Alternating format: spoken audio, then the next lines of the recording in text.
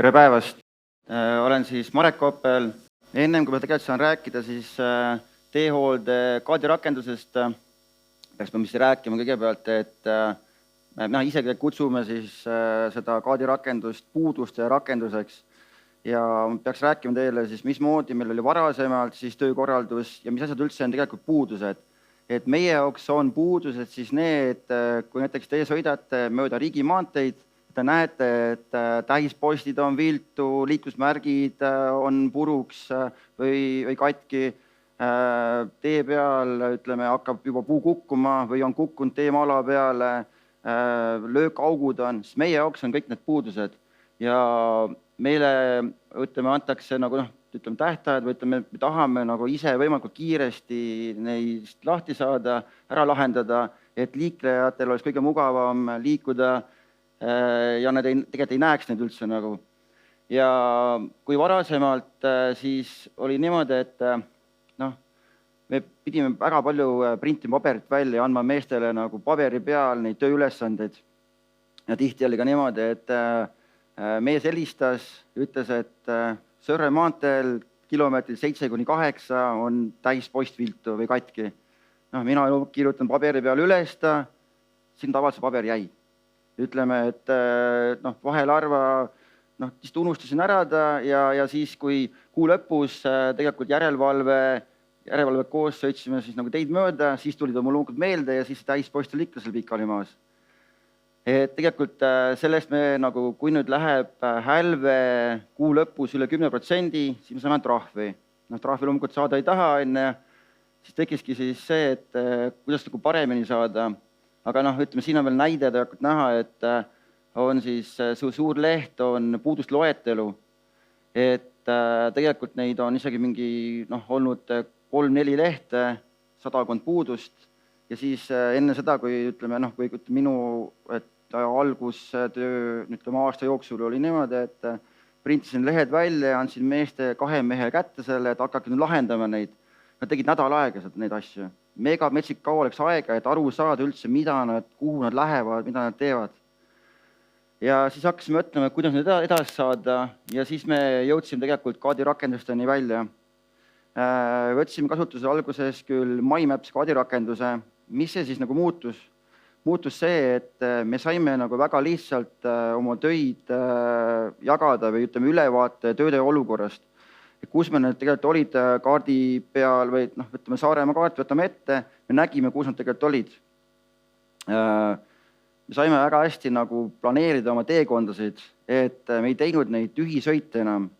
Ja kuna me nüüd enam ei pidanud printima paberit, paberi peal andme tööülesanded, siis sellega me muutusime ka rohelisemaks. Edasi siis tegelikult me nägime, et meil ikkagi sellest MyMapsist ta ei ole päris see, et me tahaksime midagi veel paremaks saada seda. Ja siis ka aastaga tagasi jõudsime tegelikult siis Alfagist meeskonnani välja. Võtsin nendega ühendust, saime jutu peale. Suvi tuli vahele, suvel oli meil väga kiire, me ei jõudnud mitte kuskile asjaga, aga sügisel saime uuesti ühendust ja tegime piloodi. Piloodis osalesin siis Verstoni poolt mina, üks meister ja 4 teetöölist, kellele me siis andsimegi Arkis, Filsi selle telefonirakenduse. Et nad saidki siis sinna sisse hakata kasutama ja anda meile tagasisidet. Ja kui me andsimegi see info Alfagis meeskonnale, siis tegelikult Exceli peal oli see tabel, mida me tahtsime saada, ehk siis põhimõtteliselt on pilt, see näitab ära, mis puudust on ja siis tuli loetelu, mis seal siis sellel puudusel viga on.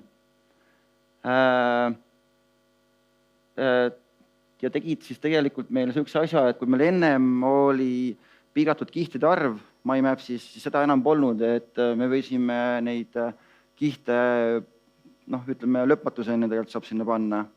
Kui varasemalt oli see olukord, et need punktid, mis olid näiteks tehtud, et Muskatauk oli, siis mees sai seda kogemata nihutada ja päris tihti oli see, et see punkt liikus Hiiumaa ja Saaremaa kohal ole mere peale ja sellest polnud enam mingit kasu. lihtsalt kutsud ära ja oota, et järelevalve nagu sellest nagu ei näe seda või ütleme, et me jõuame ikkagi ennem selle lahendada, et keegi meie meestest jõuab ennem selle uuesti peale panna sinna. Ja see info nagu see sisestamine oli nagu väga, MyMapsis nagu selline väga nagu jooksev, et kui mina kirjutan mustkatte auk, siis mees kirjutab auk mustkattes, selline nagu kirjakeel nagu on väga selline jooksev.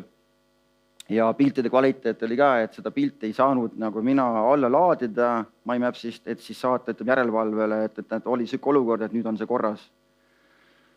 Ja need kõik tegelikult siis AlphaGIS oma ArcGIS-iga lahendas ära. Ja siin on siis näha, ütleme, mehe vaade, et kui mees võtab oma telefoni lahti, ta märkab mingit puudust, vajutab plussmärki, tuleb tal ette loetelu asjadest, ta valib siit liiklusmärk, tuleb järgmine, ütleme, loetelu, märk katki, saab panna veel lisainfot juurde, saab panna veel näiteks, et kus kilomeetrid asub, asukoht tee suhtes, kas paremal või vasakul pool. Kui tema seda lahendada ei saa, siis teisel mehel on palju lihtsam seda tegelikult nagu üles leida. See nüüd on siis näha minu kui teemeistri, ütleme siis sisestusvaade. Siin ma nüüd peakski rääkima ära, et mis need värvid tähendavad. Et kui on punane värv, siis näitabki tegelikult seda, et see puudus on tegemata.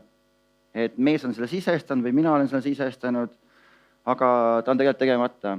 Kui nüüd tööline on selle puuduse ära lahendanud, siis automaatselt ta tegelikult läheb nagu tehtud puuduseks.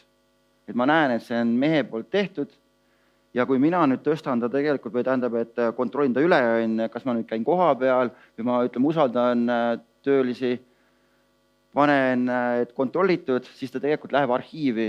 Ja ma saan tegelikult sinna nagu alati nagu tagasi tulla, et kui ta on mul arhiivis, siin ongi nüüd järgmine on siis teemeistri kaart, et kui ta on mul arhiivis, ma saan teda nagu sisse välja lülitada, ma ütlen ta sisse ja kui mul on mingi probleem, et tegelikult võib-olla ta ei ole nagu nii hästi tehtud, võtan ta lahti, ma näen ära siin mehe nime, kes see tegi, ma saan küsida, et mis tegelikult oli, nagu, et miks sa siis tegelikult panid, et on tehtud. Tulevikuplaanidest rääkides, et tahaks teha ka pindamise kaardi, et suvel nagu pindamistel, nagu nendel samamoodi on väga palju lisainfot, mis nad lisavad kaartide peale, et ka oma tööd nagu paremini planeerida. Et seal peal peaksid kindlasti olema siis laoplatsid ja kogu nende info, siis lõigu ja lisainfo, et mis materjaliga peab pindama. Ideaalne oleks, kui me saaksime selle niimoodi, et tee number, lõigu algus ja lõigu lõpp ja ta viib meid sinna kohe sinna punktide, joonistab ise selle tee valmis. Ja kui me anname ainult talle veel näiteks tee laiuse, siis me saamegi, ütleme, ruutmeetriga kohe kätte.